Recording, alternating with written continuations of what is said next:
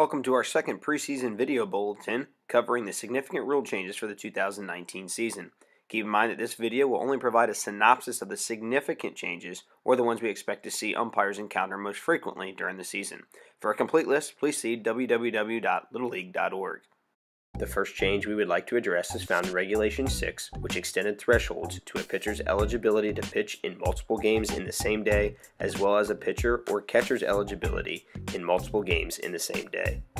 The second change to address is found in Rule 1.10, which now allows bats meeting the BB Corps standard to be used in the junior and intermediate divisions of play.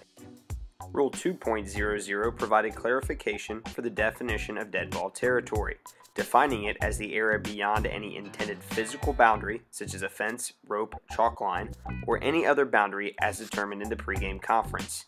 If a ball becomes lodged in a fence, backstop, umpires, or catcher's equipment, it is considered to be in a dead ball area. In softball only, Rule 8.01 now provides guidance on how a pitcher may remove herself from the pitcher's plate after the hands have been brought together while in contact with the pitcher's plate.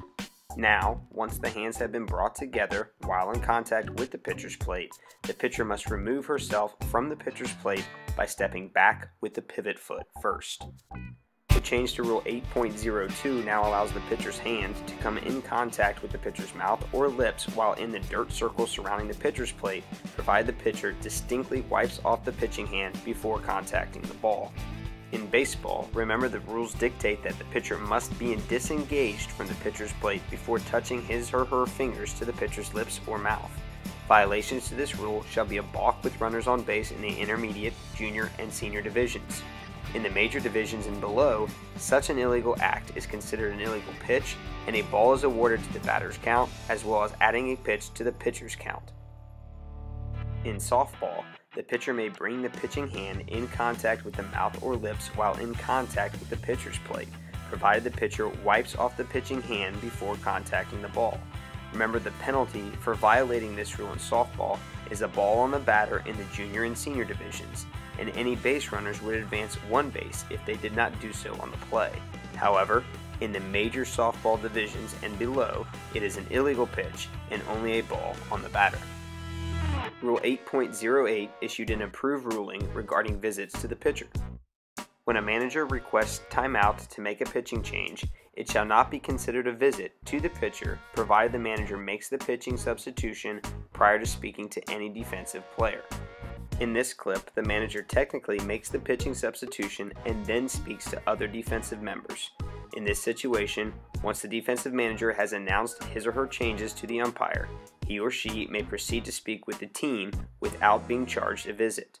If the manager takes a visit and then makes the pitching substitution, as is the case in this clip, a visit shall be charged to the outgoing pitcher. Once the visit has been recorded, the umpire should proceed to the back of the dirt circle as illustrated in the diagram. This provides the coach with a visual that his time is expiring and he needs to wrap things up. If the coach continues his visit at this point, the umpire can state, "Are we ready to go?"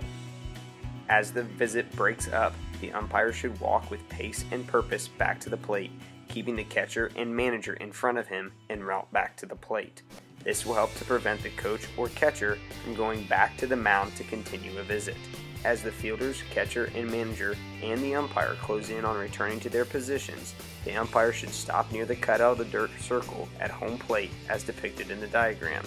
At this point, he should communicate the visit to both dugouts and the scorekeeper with neutral body language and then proceed back to his position to resume play. The final rule changes for 2019 come from the tournament rules section. The first change now alters the number of coaches permitted in the dugout. The second change, then, has now provided guidance for tied games in extra innings. Now, once the game has reached extra innings, the offensive team will begin each half inning with the player who is scheduled to bat last in that respective half inning placed on second base. Be sure to check back next week for the final part of our 3-video preseason series focusing on the 2019 Mechanics Points of Emphasis for the Central Region.